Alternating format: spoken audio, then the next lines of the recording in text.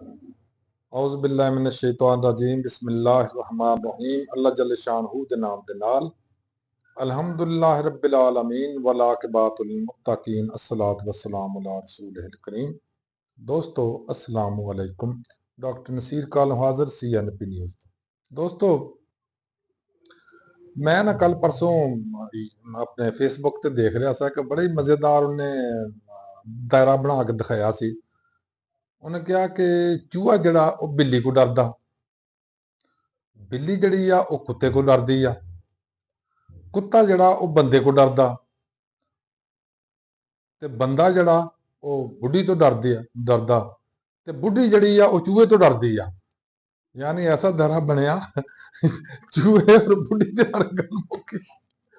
बई हम इंटरनेशनल जी सियासत बनी आ वो बिल्कुल इस तरह ही आ। तुसी देखो साडी कौम या पब्लिक जड़ी आ पाकिस्तान की वो इस गौरमेंट को डरदी आ। ये गौरमेंट जड़ी आ ये अमरीका तो डरदी आ। अमरीका जड़ा वो इसराइल तो डरदा, इसराइल जड़ा वो ईरान तो डरदा, ईरान बेचारा साडे तो डरी जांदा।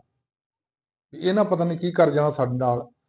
और मैं जी पिछली कल वीलॉग भी किया उस भी एक गुजारिश की अपने हुक्मराना भी और तमाम मुसलमान हुक्मराना भी कि यह टाइम है ईरान के नाल खड़िया होने का, ना कि ईरान दी लत्तां खिंचण का। दोस्तों तुसां देखिया होना अजकल किराए के टट्टू जड़े ने कुछ तजजिया नगार ने वो टीवी ते आ जाते हैं आड़े कहते जी ईरान का अगर अमरीका हमला कर देगा तो सानू फायदा। वाहिया तो तुहानू की फायदा वह? मैनू तो यह समझ नहीं आती भी तुहाडे घर दे नाल दे घर च अगर बमबारी हुंदी होवेगी तो तुहानू की फायदा वह? नवाज साहब मैनू दसो हाँ, तुहाडे घर दे नाल दे घर ते दाएं या बाएं आण के कोई फायरिंग करदा होवे तुहाडे घर नू की फायदा वह?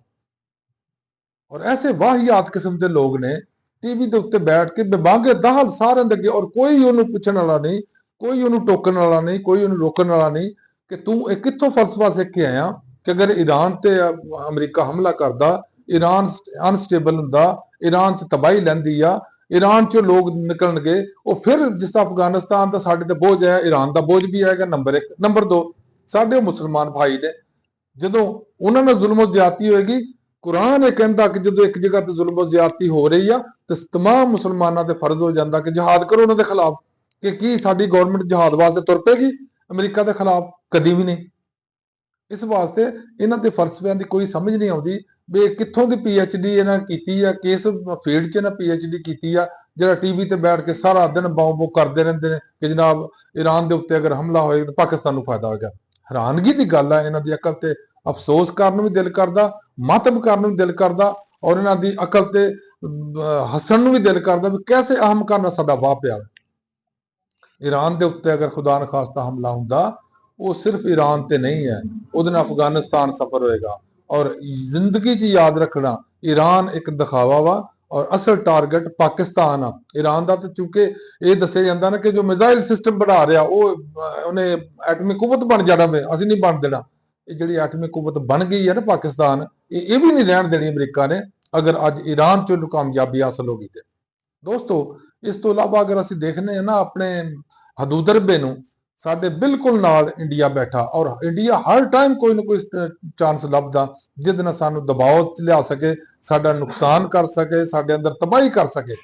ਇਹੀ ਵਜ੍ਹਾ ਕਿ ਉਹ ਹਾਲਾਂਕਿ ਤਾਲਿਬਾਨ ਨਾਲ ਬੜੀ ਦੁਸ਼ਮਣੀ ਚੱਲਦੀ ਸੀ ਇੰਡੀਆ ਦੀ, ਲੇਕਿਨ ਉਹਨੇ ਸਾਡੀ ਦੁਸ਼ਮਣੀ ਪਸੇ ਪੁਸ਼ਤ ਡਾਲ ਲਈ, ਉਹਨੂੰ ਬਰਦਾਸ਼ਤ ਕਰ ਲਿਆ। ਲੇਕਿਨ ਤਾਲਿਬਾਨ ਨਾਲ ਉਹਨੇ ਦੋਸਤੀ ਕਰ ਲਿਆ ਕਿ ਤਾਲਿਬਾਨ ਦੇ ਜ਼ਰੀਏ ਵੀ ਦਬਾਅ ਰੱਖੇ ਪਾਕਿਸਤਾਨ ਤੇ ਆਪਣੇ ਜ਼ਰੀਏ ਵੀ दबाव रखो। लेकिन कल नूं अगर खुदा न खास्ता अमरीका आके इत्थे ईरान दे उत्ते खुदा न खास्ता कोई ऐसा हमला करदा या किसी तरीके नाल नूं जिहड़े बाहर कर लैंदा ते साडा बलोचिस्तान ते गया साडे हत्थों। ये जिहड़े किराए दे टट्टू उत्थे टीवी च बैठ के कहंदे ने सानू बड़े फायदा होना, इन्हां बेशर्मां नूं फायदा होवे ही ना होवे, लेकिन पाकिस्तान नूं बहरहाल बड़ा नुकसान और पाकिस्तानियों नूं बड़ा नुकसान है। क्यों? अगे सब जिंदगी च याद रखो सब तो बड़ा दुश्मन जड़ा है ना पाकिस्तान का वो इसराइल आ। और इसराइल अमरीका और इंडिया इक्को ही ने तिन्ने। हुण तुसीं दूसरे बन्ने देख लो कि अमरीका ने जिहड़े मुल्कां दे उत्ते पाबंदी लगाई आ वीजे की, कल ही अज लगाई है, कल ही नोटिफाई किया वे, उहदे च पाकिस्तान शामिल आ। ਜਦੋਂ ਕਿ ਸਾਡੇ ਪਾਕਿਸਤਾਨ ਦੇ ਵੱਡੇ ਵੱਡੇ ਜਿਹੜੇ ਬੜੇ ਫੰਨੇ ਖਾਂ ਸਨ, ਉਹ ਜਾ ਕੇ ਤਾਰੀਫਾਂ ਕਰਦੇ ਨੇ ਉਹਦੀਆਂ, ਟਰੰਪ ਦੀਆਂ, ਨਾਲ ਕਹਿੰਦੇ ਜੀ ਇਹਨੂੰ ਅਮਨ ਦਾ ਇਨਾਮ ਮਿਲਣਾ ਚਾਹੀਦਾ, ਅਮਨ ਦਾ ਇਹਨੂੰ ਮੈਡਲ ਮਿਲਣਾ ਚਾਹੀਦਾ, ਨੋਬਲ ਅਮਨ ਮਿਲਣਾ ਚਾਹੀਦਾ ਇਹਨੂੰ ਅਵਾਰਡ। ਹਾਲਾਂਕਿ ਕੱਲ ਉਹ ਵੈਨਜ਼ੂਏਲਾ ਦੇ ਸਦਰ ਨੂੰ ਚੁੱਕ ਕੇ ਲੈ ਆ, ਕੱਲ ਨੂੰ ਉਹ ਈਰਾਨ ਦੇ ਸਦਰ ਨੂੰ ਚੁੱਕ ਕੇ ਲੈ ਜਾ, ਤੇ ਤੁਹਾਡਾ ਅਵਾਰਡ ਕਿੱਥੇ ਜਾਏਗਾ? ਕਿਸ ਬਿਨਾਹ ਤੇ ਅਵਾਰਡ ਤੁਸੀਂ ਦੇਣਾ? ਦੁਨੀਆ 'ਚ ਵਾਹਦ ਇੱਕ ਕੌਮ ਆ ਸਾਡੀ ਪਾਕਿਸਤਾਨੀ, ਜਿਹੜੇ ਅਸੀਂ ਇਹ ਤੇ ਕਹਿੰਦੇ ਆ ਕਿ ਯਾ ਅੱਲਾ ਰਹਿਮਤ ਕਰ ਦੇ, ਲੇਕਿਨ ਅਸੀਂ ਰਹਿਮਤ ਵਾਲੇ ਕੰਮ ਕੋਈ ਨਹੀਂ ਕਰਦੇ। ਹੁਣ ਪਾਕਿਸਤਾਨ ਦੇ ਅੰਦਰ ਜਿੰਨੀ ਮਹਿੰਗਾਈ, ਜੋ ਤਬਾਹੀ ਜ਼ਿਮੀਂਦਾਰਾਂ ਦੀ ਲੱਥਣ ਡਈ ਆ, ਅੱਲਾ ਬਨਾ, ਅੱਲਾ ਦੀ ਬਨਾ, ਲੇਕਿਨ ਕਿਸੇ ਦੇ ਕੰਨ ਤੇ ਜੂੰ ਤੱਕ ਨਹੀਂ ਲੀਕਦੀ। ਇਹ ਜਹਾਜ਼ਾਂ 'ਚ ਵੜਦੇ ਨੇ, ਸਪੈਸ਼ਲ ਜਹਾਜ਼ ਬਣਾਉਂਦੇ ਨੇ, ਕੋਈ ਅਮਰੀਕਾ ਨੂੰ ਤੁਰ ਪਿਆ, ਕੋਈ ਬਰਤਾਨੀਆ ਨੂੰ ਤੁਰ ਪਿਆ, ਅਬੂ ਧਾਬੀ ਨੂੰ ਤੁਰ ਪਿਆ, ਚੀਨ ਨੂੰ ਤੁਰ ਪਿਆ, ਉਜ਼ਬਕਿਸਤਾਨ ਤੁਰ ਪਿਆ, ਪਤਾ ਨਹੀਂ ਕੀ ਕੱਢੂ ਰਹੇ ਨੇ। ਇੱਕ ਪੈਸੇ ਦੀ ਇਹਨਾਂ ਦੀ ਸਰਮਾਇਆਕਾਰੀ ਨਹੀਂ ਆਉਂਦੀ, ਲੇਕਿਨ ਅਰਬਾਂ ਰੁਪਇਆ ਜਿਹੜਾ ਉਹ ਜ਼ਾਇਆ ਕਰ ਲੈਂਦੇ ਨੇ ਮੌਜ ਮੇਲੇ ਤੇ। ਦੋਸਤੋ, ਜਿਸ ਮੁਲਕ ਦੇ ਹੁਕਮਰਾਨਾਂ ਨੂੰ ਮੁਲਕ ਔਰ ਮੁਲਕੀਆਂ ਦੀ ਤਰੱਕੀ ਨਾਲ, ਮੁਲਕੀਆਂ ਦੀ ਖੁਸ਼ਹਾਲੀ ਵਾਸਤੇ, ਮੁਲਕ ਵਾਲਿਆਂ ਦੀ ਬਹਿਬੂਦ ਵਾਸਤੇ ਕੋਈ ਦਿਲਚਸਪੀ ਨਾ ਹੋਵੇ, ਉੱਥੇ ਇਹੋ ਕੁਛ ਹੁੰਦਾ ਜੋ ਮੇਰੇ ਮੁਲਕ, ਪਿਆਰੇ ਮੁਲਕ 'ਚ ਹੋ ਰਿਹਾ। ਅੱਲਾਹ ਤਾਲਾ ਅੱਗੇ ਦੁਆ ਵਾ, ਅੱਲਾਹ ਤਾਲਾ ਸਾਨੂੰ ਹਦਾਇਤ ਦੇ, ਸਾਨੂੰ ਸਭ ਤੋਂ ਪਹਿਲੇ ਹਦਾਇਤ ਦੇ, ਉਸ ਤੋਂ ਬਾਅਦ ਸਾਡੇ ਹੁਕਮਰਾਨਾਂ ਨੂੰ ਵੀ ਹਦਾਇਤ ਦੇ, ਕਿਉਂਕਿ ਉਹਨਾਂ ਦੀ ਹਦਾਇਤ ਜਿਹੜੀ ਆ ਬਹੁਤ ਜ਼ਰੂਰੀ ਆ, ਕਿਉਂਕਿ ਉਹਨਾਂ ਦੀ ਹਦਾਇਤ ਤੋਂ ਬਗੈਰ ਮੁਲਕ ਦਾ ਹਮੇਸ਼ਾ ਹੀ ਡਾਵਾਂਡੋਲ ਰਹਿਣਾ ਜਿਸ ਤਰ੍ਹਾਂ ਹੋ ਰਿਹਾ। ਅੱਲਾਹ ਤਾਲਾ ਮਿਹਰਬਾਨੀਆਂ ਫਰਮਾਏ। ਅੱਲਾਹ ਹਾਫਿਜ਼। अस्सलाम।